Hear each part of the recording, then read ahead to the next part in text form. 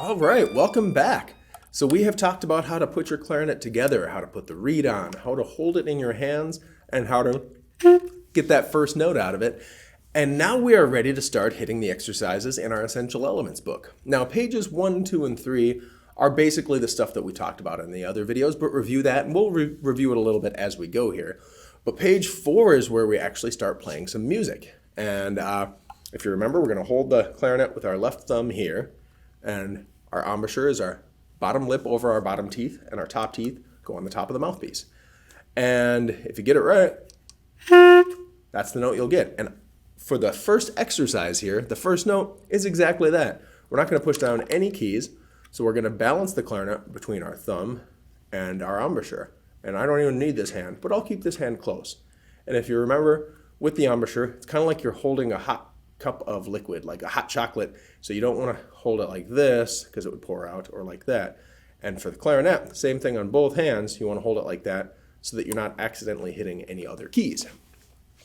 But anyway, let's play number 1 here. And at the top of the page there it says long tone. And a long tone is a really good way to practice, is you hold out a long sustained note and try to keep it as steady as you can. And for this, it says until your teacher tells you to rest. Let's do 4 counts of playing and then 4 counts of rest. So let's give it a shot. 1, 2, ready, play. Rest, 2, 3, 4. Rest, 2, 3, 4. And do that a bunch of times. See how long a note you can get and see how steady you can keep it.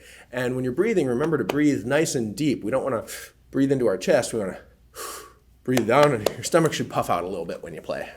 Or when you breathe in, I should say. Okay, so the next section here is talking about the beats, and it teaches you what a quarter note is. So that's the little filled in dot with the stem on it, and the stem can go up or down. And a quarter rest is that squiggly looking thing, and that means to stay silent for 1 beat. So when I'm playing, I'm going to say rest, or I'm going to count when there's a rest. And I think it's a good idea to do that because then you're keeping track of it. You're not speeding ahead or skipping anything. And that's going to be really important, first of all, just to have a nice steady pulse to the music. But also when you're playing with other people, then you can stay together and you won't get lost to where you're going to start and stop. So let's take a look at number 2, count and play. And we'll have those 4 quarter notes.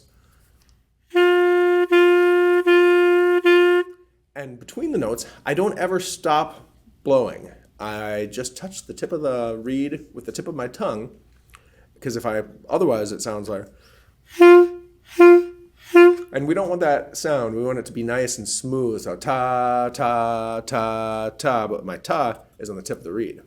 So let's give it a try here. Here we go. 1, 2, ready, play. Rest, rest, rest, rest. 1, 2, 3, 4. So you can count 1, 2, 3, 4, like it says here, 1 and 2 and 3 and 4, or you can say rest, rest. And what I would do, at least for now, keep all of these in your mouth, and you can even just say it through the clarinet.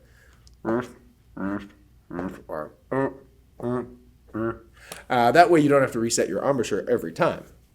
Okay, let's move on to number 3 here, a new note. So we're going to go from the G we were playing down to an F. So I'm going to take my left hand, and on the back here, there's a button on the top, but underneath there's like a key here that there's a hole in the middle. And that's where I'm going to put my thumb.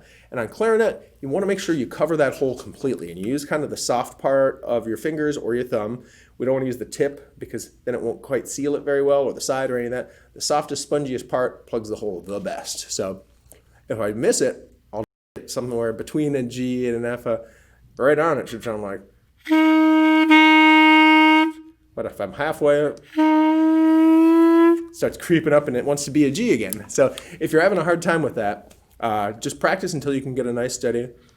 And if you happen to get that means you're maybe a little too tight with your embouchure. So loosen up a little bit, and if you get no sound, you're a little too loose. So find that sweet spot where you get a nice steady. And then once you've got that solid, let's do the long tones on it. 1, 2, ready, play. Rest, 2, 3, 4. Rest, 2, 3, 4. Did you notice on the second one I went... So if you get any of that, that means your finger might be a little too close to that hole, so you have to just lift them up a little higher. That was number 3. Let's take a look at number 4. Two's a team. So now we're going to play quarter notes on Fs and then on Gs. And remember, ta, ta, ta, ta. Not we don't want to start the note always with the breath. We want to start it with the tongue touching the tip of the reed. Here we go. Number 4. 1, 2, ready, play. Rest, rest, rest, rest. Rest, 2, 3, 4. Great. So practice that one as much as you can, switching between the thumb on and off. And you can kind of practice going between them like that too until you're really comfortable with that transition. And then when you have all of that, we're going to learn our next note, which is an E. So we had the G, the F, and now we're moving down one to an E. And now we add our pointer finger. So you'll see on the clarinet there's this key up here that doesn't have a hole.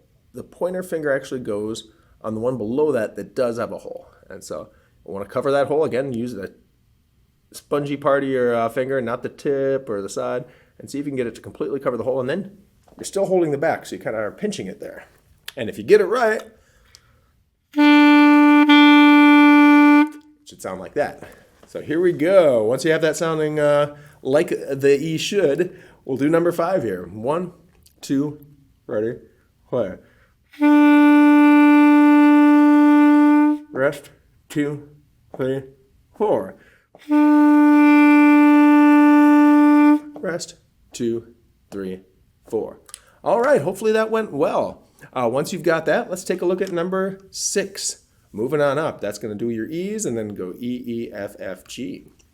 1, 2, ready, play.